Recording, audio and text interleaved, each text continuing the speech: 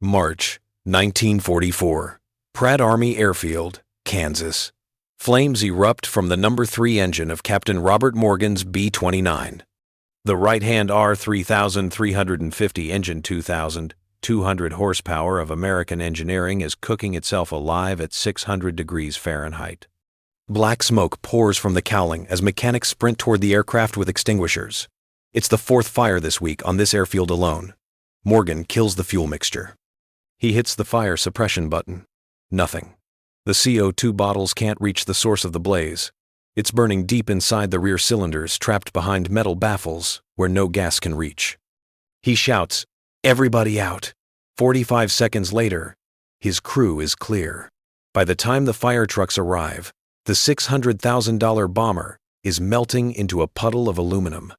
Another one gone, not to flak, not to fighters, but to its own engine. Across Kansas, the same thing is happening. At Smoky Hill, another B-29 burns on the runway. At Walker Field, 2 catch fire during run-ups. At Great Bend, 1 explodes during takeoff, killing all 11 aboard. 16 aircraft destroyed, 47 more crippled. Out of the first 175 built, a third have suffered catastrophic engine failures. The Superfortress, America's most expensive weapon, costing more than the Manhattan Project, is turning into a flying funeral pyre before it ever reaches Japan. General Henry Hap Arnold feels the pressure from Washington. He's promised the president that B-29 seconds will be bombing Tokyo by June, but at this rate, the program is killing more airmen in Kansas than the enemy is in combat. What no one can imagine, not Boeing's engineers, not Wright Aeronautical's brightest minds, not even NACA's top scientists, is that the man who will save this nightmare isn't a designer or an officer. He's a 38-year-old mechanic from Cleveland, Ohio, a plumber with a 7th-grade education.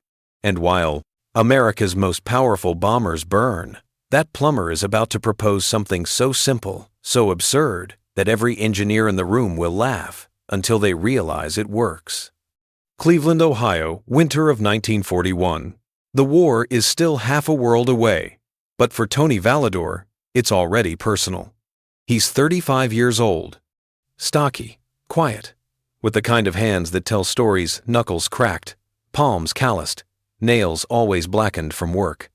By day, Tony installs sinks and heating pipes across the neighborhoods of Little Italy. By night, he sits in his small kitchen, listening to the radio, hearing about B-17 seconds over Europe, Japanese advances across the Pacific, and wondering if there's any way he can help. Tony's not an engineer. He never finished the 8th grade. He knows nothing about flight, nothing about aerodynamics, but he knows flow. He learned it the hard way, crawling through damp basements, cutting through ancient plaster, figuring out how to make water move through houses that were never designed for plumbing. And he learned one lesson that no textbook ever taught him. You can't fight flow. You guide it. When the war ramps up, Tony answers a call for skilled tradesmen to join the aviation industry. He's too old for combat, but Curtiss Wright needs mechanics for new aircraft engines. So Tony trades his pipe wrench for a toolbox and reports to Pratt Army Airfield, Kansas. The airfield is chaos. Fresh recruits, untested aircraft, and row after row of the new B-29 Superfortress, the pride of American industry. Each one a miracle of metal and firepower, and each one hiding a fatal flaw inside its engines. Tony starts as a line mechanic, just another grease-stained worker checking oil filters and tightening bolts. He listens more than he speaks. He watches pilots come back from test flights shaken, their bombers trailing black smoke. He overhears the engineers arguing words like baffles, cowl flaps, ram, air pressure, but all Tony sees is heat. Heat that doesn't escape. Late one night, he studies an R-3350 engine under floodlights. Its twin rows of cylinders gleam like silver organ pipes. Front row bright and clean. Rear row scorched and warped. He doesn't know the equations. But he knows this sight from somewhere, a third-floor radiator that never gets warm, because the hot water takes the easier path through the second floor. It's the same problem, just louder. Tony mutters to himself, half laughing, "You boys don't need an engineer." you need a plumber. It's the spark of an idea, one that will soon pit a man with a wrench against the most brilliant engineers in America, and win. September 1944. Kansas nights are long, the kind that hang heavy with heat and the scent of burnt oil. Inside Hangar 12 at Pratt Army Airfield, a lone figure works beneath the harsh glow of floodlights.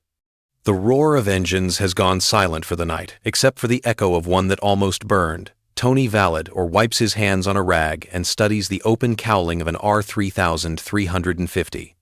The rear cylinders are blackened, their cooling fins discolored like rusted coins.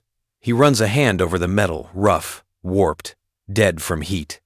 The official report calls it thermal fatigue. Tony calls it what it is, bad flow. He traces the path that air is supposed to take in through the front intake, over the first row of cylinders, then back toward the rear. But what he sees doesn't make sense. There's nowhere for the air to go. It's trapped. The front row cooks the incoming air before it ever reaches the rear. It's like a blocked pipe, pressure building up with nowhere to escape. He remembers that old apartment job on Euclid Avenue, the third-floor radiators that stayed cold because hot water took the easy route to the second floor. The solution then had been simple. Add a bypass pipe, redirect the flow, give the water a clear path. He stares at the engine again. What if I just do the same thing here? It sounds ridiculous, even to him.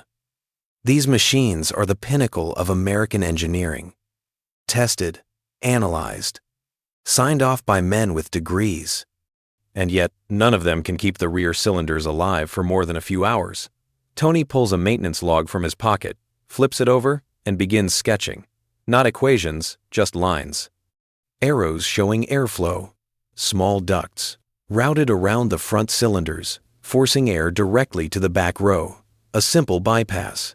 He whispers, "Don't fight the air. Guide it."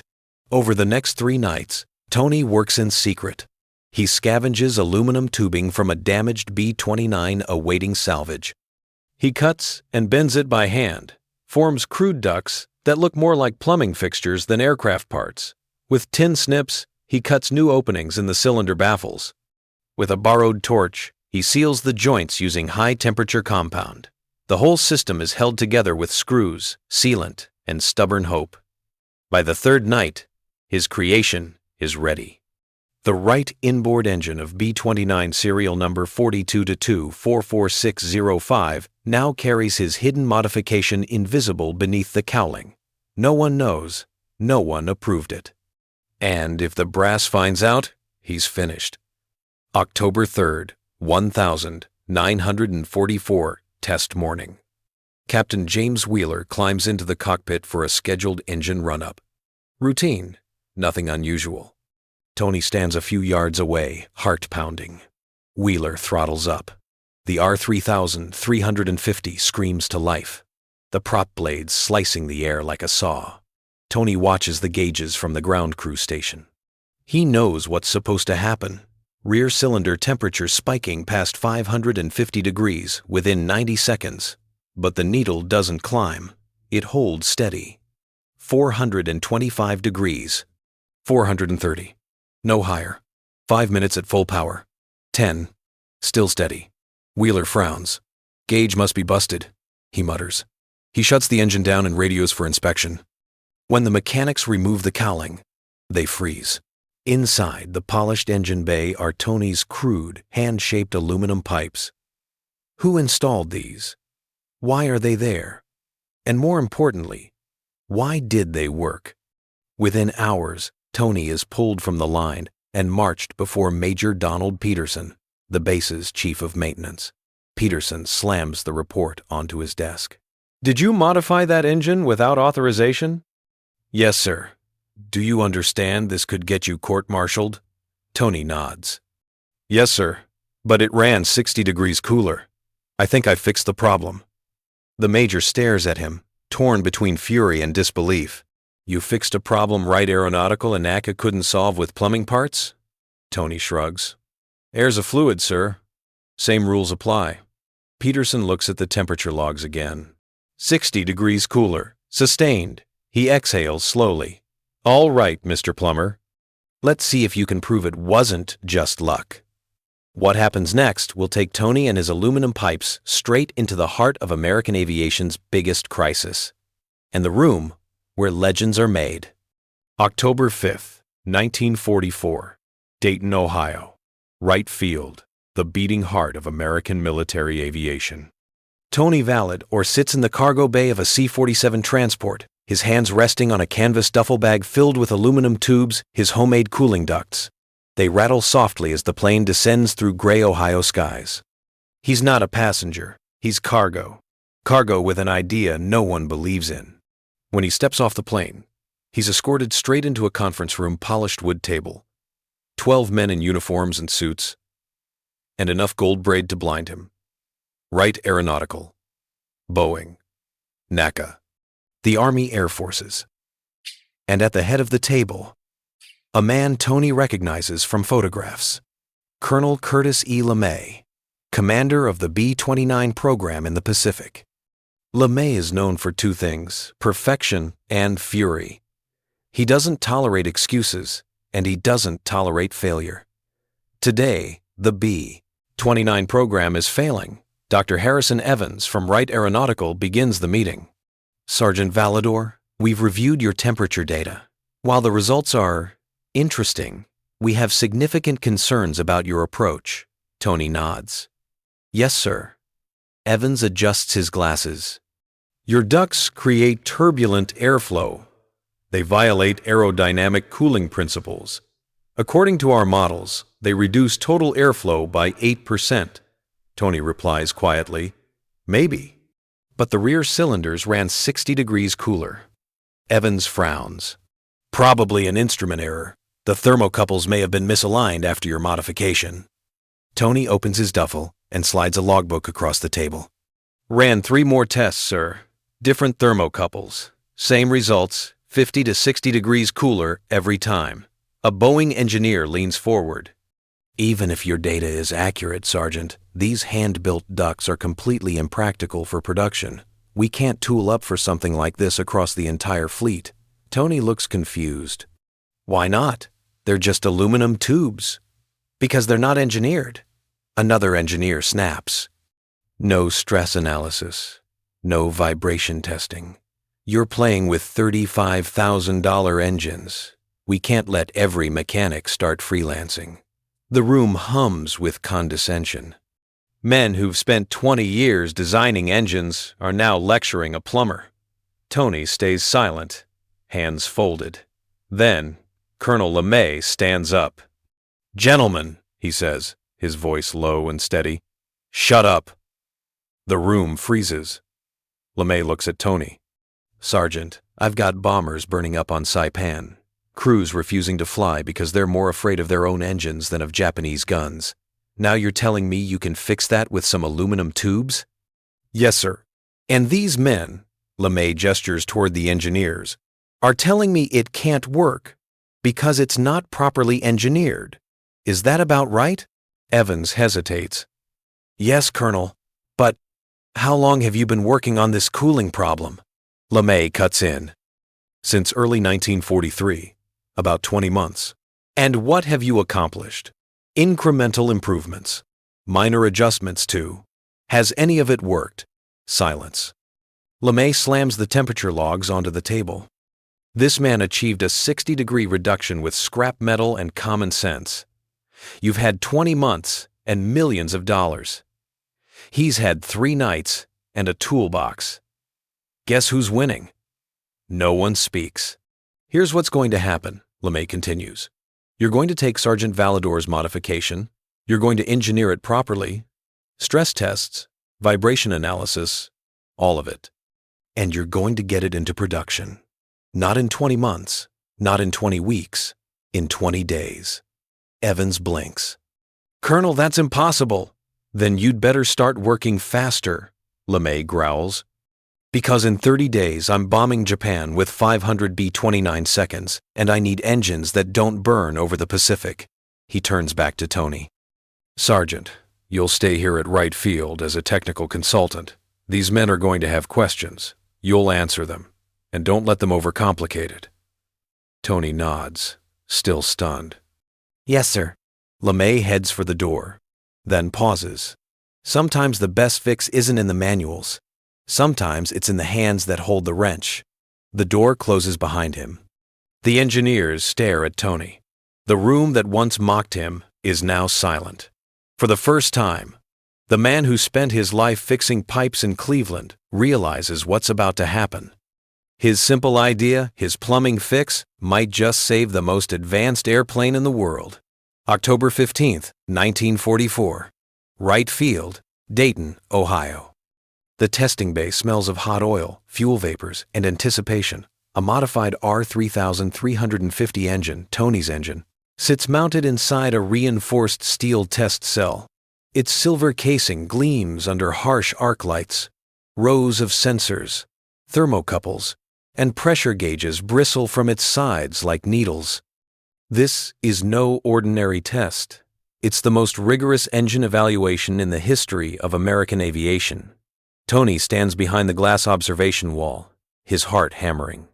On the other side, engineers from Wright Aeronautical and NACA swarm like surgeons around a patient. They've taken his crude, hand-built ducts and re-engineered them to military precision. Every dimension is logged, every joint stress-tested, but the design, the idea, remains his. Test run Alpha, starting at 0900 hours. A voice calls over the intercom. "Full power.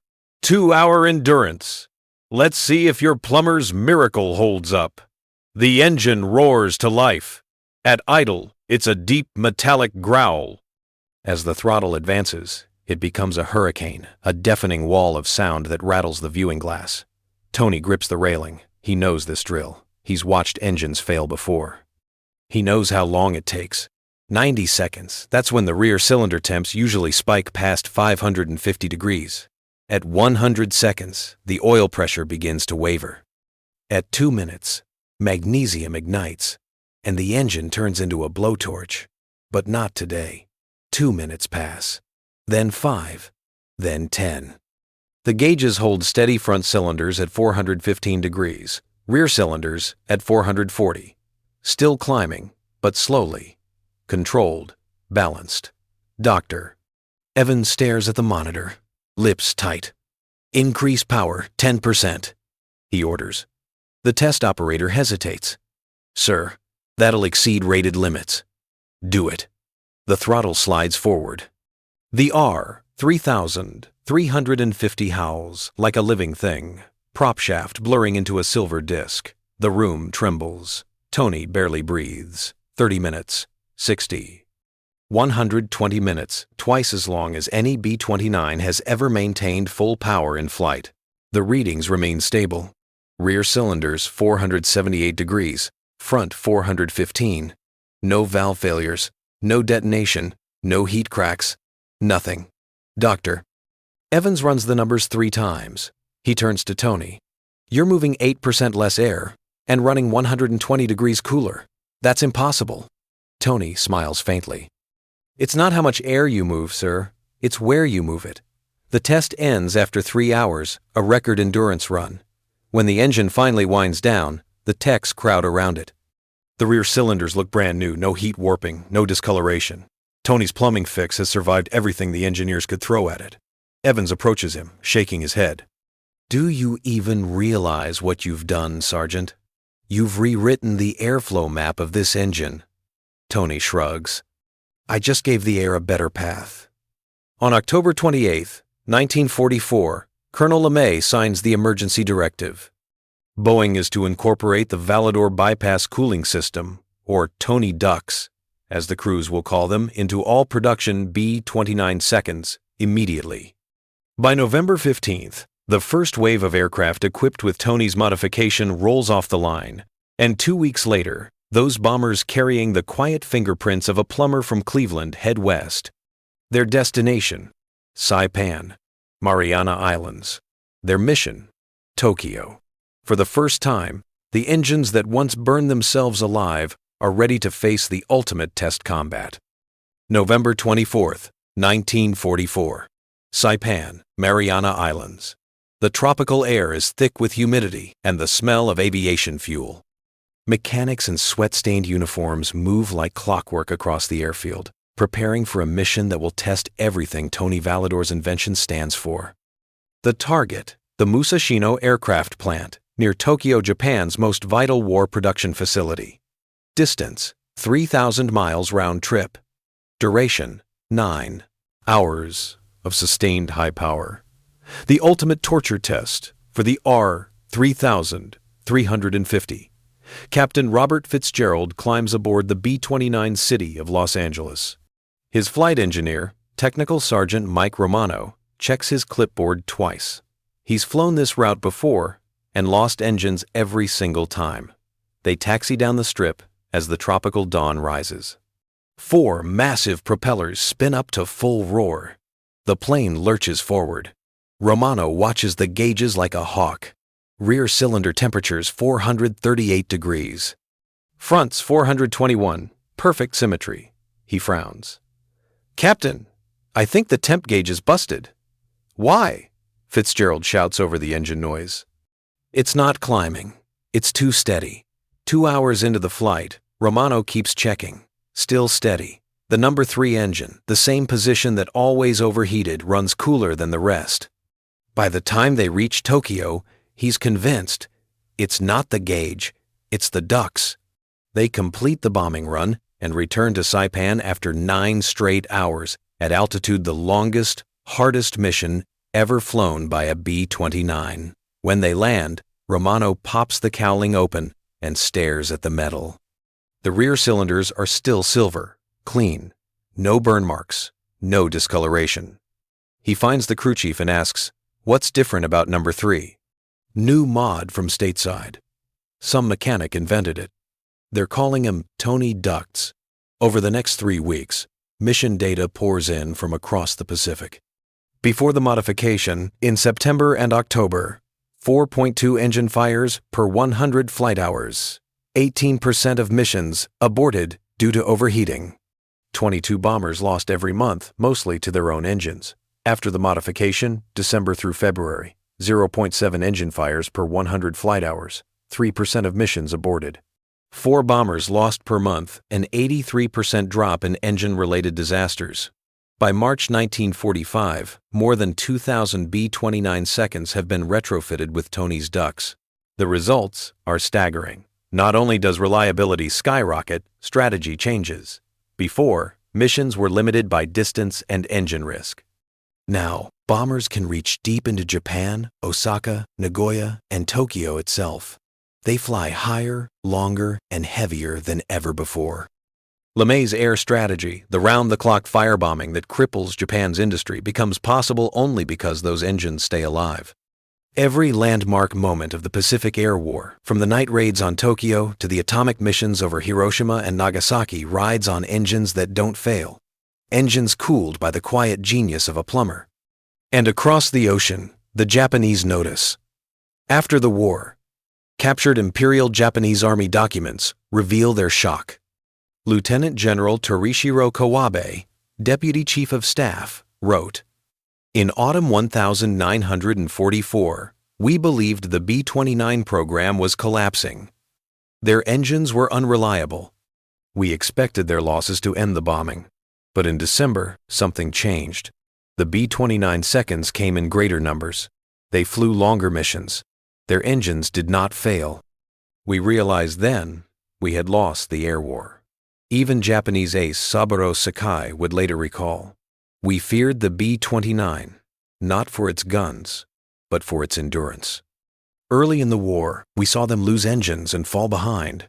After December 1944, they flew in perfect formation for hours. Their engines never stopped. We knew we could not win against such machines. By the spring of 1945, American crews give the aircraft a new nickname, the Plumber's Fortress. They don't know Tony's full story. They just know that their engines no longer betray them. They trust the ducts. They trust the flow. From the frozen skies over Tokyo to the smoldering ruins of the war's final battles, Tony Validore's idea carries them home quietly, faithfully, invisibly. June 1945. The war in Europe is over. Japan is breaking. At Wright Field in Dayton, Sergeant Antonio Tony Validore is packing his duffel bag, preparing to go home. The same man who once fixed leaky pipes in Cleveland basements has just helped save the most expensive aircraft program in American history. An officer hands him a crisp envelope. Inside is the Army Commendation Medal awarded for technical innovation that significantly contributed to the war effort. Tony stares at it, silent for a moment. Then he shakes his head. "I didn't do anything special, sir. I just fixed a cooling problem. That's what mechanics do." The colonel insists, "Sergeant, your modification saved over 200 aircraft and thousands of airmen." Tony looks down at his oil-stained hands and says softly, "Then give the medal to the ones who flew them. They're the heroes. I just ran some pipes." He leaves the medal on the desk and walks out. Back in Cleveland, Tony returns to his quiet life. The war ends and the noise fades. He goes back to plumbing, fixing leaky faucets, installing heating lines, crawling under floors again. He never mentions the B-29 to his customers, not once. To them, he's just Tony, the plumber, the guy who always shows up on time and gets the job done. In 1947, a local reporter from the Cleveland plane dealer tracks him down after hearing rumors about the mechanic who saved the Superfortress. Tony refuses an interview. "I don't want publicity," he says. "I did my job. That's all there is to it." The paper runs the story anyway, buried on page 7. Cleveland plumbers. Simple idea. Solved B-29 crisis. Few people notice. Fewer remember. But the engineers do. Wright Aeronautical quietly codifies Tony's bypass design as the Validore cooling system. The principle-directed flow cooling becomes standard in every air-cooled engine that follows. Modern turbojet and turbofan engines still rely on the same concept, guiding airflow through targeted ducts to control heat distribution. The F-35 Lightning II, the GE-9X that powers Boeing's 777X, even NASA's spacecraft thermal loops, all use advanced descendants of Tony's idea, not by name, never by credit, but by principle. Because Tony's lesson was simple. Flow takes the path of least resistance. If it's not going where you need it, build a better path. 1982, Cleveland. Tony Validore dies quietly at 76, still working part-time as a plumber. His obituary mentions his wartime service as an aircraft mechanic, nothing more. No medals, no fanfare. No mention of the thousands of lives his idea saved. At his funeral, the church is half full. Family, neighbors, a few men from the plumbing union, and one stranger. A man in his 60s, with a weathered face and the posture of someone who once flew through fire. After the service, he approaches Tony's son. "I flew B-29 seconds in the Pacific," he says. 35 missions. My crew made it home because our engines didn't catch fire. I've spent 40 years trying to find the man who invented those ducts. I wanted to thank him. Tony's son blinks in confusion. "My father never said anything about inventing anything. He just said he fixed engines." The veteran smiles faintly. "That sounds like the kind of man who'd save 2,000 lives and never think it was a big deal. History forgot his name." But every plane that flies today, every pilot who returns safely from the sky, carries a trace of Tony Validore's mind inside its engines. Not the engineer's brilliance, not the officer's authority, but the craftsman's instinct to look at chaos and find a way for things to flow again. In a war built on destruction, Tony's genius was creation. He didn't design a weapon. He saved one. And in doing so, he gave the B-29 and the men who flew it something more powerful than firepower. He gave them endurance. He gave them life. Sometimes history's greatest victories don't come from generals or scientists. They come from someone who understands the simple truth that makes everything work, whether it's water, air, or the will to keep going. If you want it to reach the right place, you build it a better path.